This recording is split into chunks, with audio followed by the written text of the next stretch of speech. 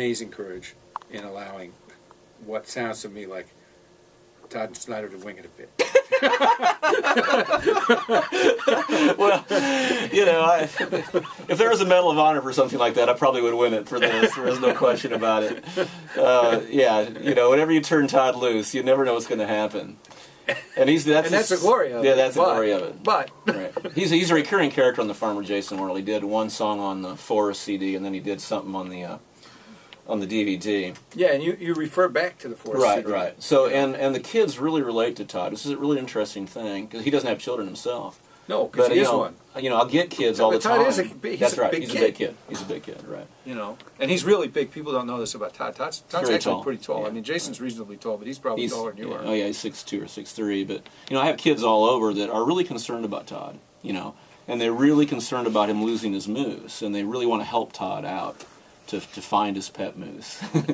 And so finally on this record, we just we give up looking, and we're going to let the moose be free, and that's how it should be. And Todd was a total champ about it. So does that mean you're retiring him? That's the big tragedy of it. It's a melodramatic it's bittersweet moment on the record. And this is the thing. I'm going to ask Jason to do a song in a minute, but we're also going to play a bunch of tracks from this record today and on the program because I think the thing that it goes along with everything else that Jason's done is it's emotionally complex. Kids are asked to feel more than one thing in a song, and people barely do that for adults anymore. Well, thank you, Dave. We, like I said before, we try to make it as deep as possible because I just think kids get it. Yeah, well, I just think they do. And on this particular set of subjects, which you've been very involved with for a while, which is the state of our Earth. It's a good primer for adults.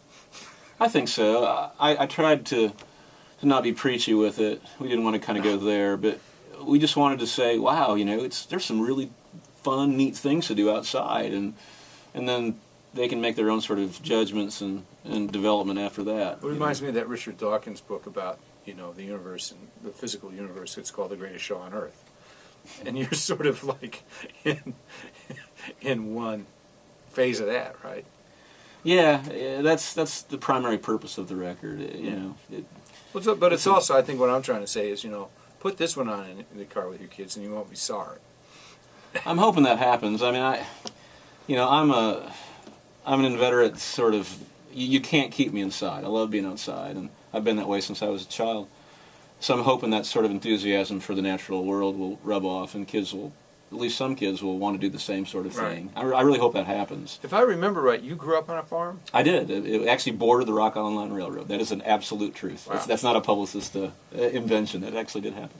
Yeah. And the farm's still there. My mom still lives at the farm, and I still sort of help take care of it when I can. And I bet she's still there, 83, and the old farmhouse and the old barns. It's an amazing thing. The old tractors. We still have some of the old tractors. The old 52 farm all, and it's a great place to visit. I love it. I love visiting there. Well, I sort of grew up in your world in the sense that my father worked on the railroad, but he grew up on a dairy farm in the thumb of Michigan. So what did he do for the railroad? He's a brakeman. Was he a brakeman? Like Jimmy Rogers. Right, cool. And then he became a conductor. Because that's a promotion. Yeah, that's a big step three up. Kids, you know. You got a big raise then when that happened. Yeah, probably $2-3 an hour. Right. I was going to say an hour, not then. Right. Yeah, he went from $3.75 to $5.75. Right. Right, but they don't get paid by the hour. They get paid by the mile, depending on what the freight is or whether they're a passenger. Cool. No, he had a book that he had to go through to calculate. I mean, he would spend one evening every 10 days because they got paid for some reason every 10 days, and he would have to sit down and he would have to calculate his time and mileage. It was like watching somebody. That's fantastic. It was algebraic. I don't think that he necessarily would agree with you, but it was really interesting. That those guys. It's like kind of football linemen. They have to know blocking angles. You don't think of it as that much math for those kind of jobs. But also, I knew all these guys on the railroad, and they all came from the country, and they're working on the railroad. Back then, 50s, 60s, 70s, and.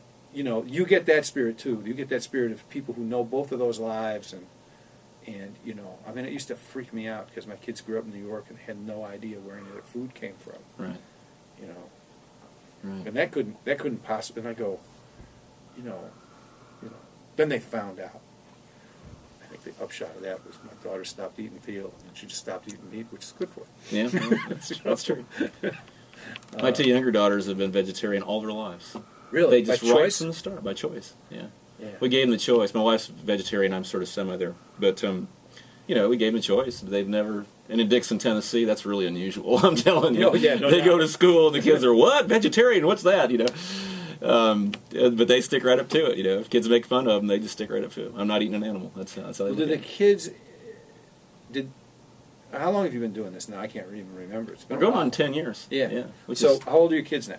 The kids you started doing this with? 11, 14, and of course my oldest is 22 now. Right. Right.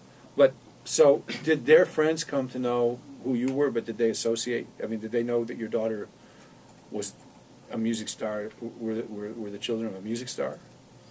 Well, at did first, you- of course, they didn't, because it happened when they were starting their friendships and things in early preschool. But now, of course, yeah, the kids are, you know. Because they grew up with you, right? Yeah, Now they're going yeah. to junior high school with Right, kids who right. grew up with you. That's kind of neat. Yeah, and my daughters actually appear in the videos, so they, Oh, right. you know, and the videos are on TV in Tennessee and stuff. So they're, you know, it definitely helps them in their sort of you Social know, circle, social right. circle. Well, as long as it keeps helping them, you know, because I also know it's a good age because Right. it doesn't get wacky all Right. you know, go all lopsided the way it would with teenagers. I mean, I was worried at first that they would be made fun of after a while, but even Addie, the 14-year-old, her friends still think it's really cool, although for different reasons now. You know, because their younger brothers or sisters may like it, but they think the Farmer Jason, it's really cool that Addie's dad does that. So Yeah, I'm just well, delighted that that's still happening, that they're not Right. making fun of her yet. And those kids are right too. So, you want to do a song for us? I'd love to. Well, they have it. I'm going to do Meadowlark in Central Park because we're in New York City. Oh, great. So I'm glad I'm in. So on the record, this was cut with Susie Bogus, who actually was born and raised only a few miles from where I was born and raised. Really? I was born in Henry County. She grew up in Henry County, which is, you know, just a few miles away. So, cool thing. Small town girl, you know, she knew about the, you know, Kewanee, the hog capital of the world, and all that stuff, all the things that we shared. So it was a Right. great thing to sing with her. She's also she's a country singer, but she's also become quite an American folk singer. She is a great American folk singer. Yep. Yeah, her new folk song. She did all the standards just recently in her last record. It's quite good. All right, here we go. Meadowlark in Central Park. There's a meadowlark in Central Park. There's a meadowlark in Central Park. High up in the trees, singing to the breeze, greater than the western wind. Does she really know where music goes, singing to us once again?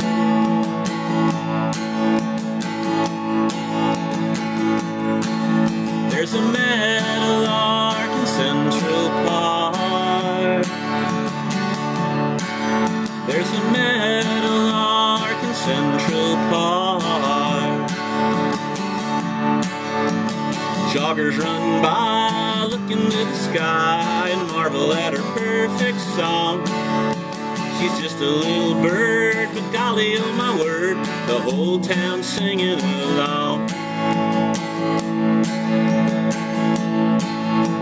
Now there's a meadowlark in Central Park. There's a meadowlark in Central Park. A mommy, she can see her perfect baby loving that bird's tune. The smile on his face puts it all in place, pretty as the morning moon. There's a meadowlark in Central Park. There's a meadowlark in Central Park. Beautiful. And I love that line about, does she really know where music goes? Because that's what I mean by emotional complexity, because I get stuck on that. About the first 3 times I heard that song, I just lost the rest of it. I lost every verse after that because I'm going like, well, where does it go? Maybe the next record will tell that tale.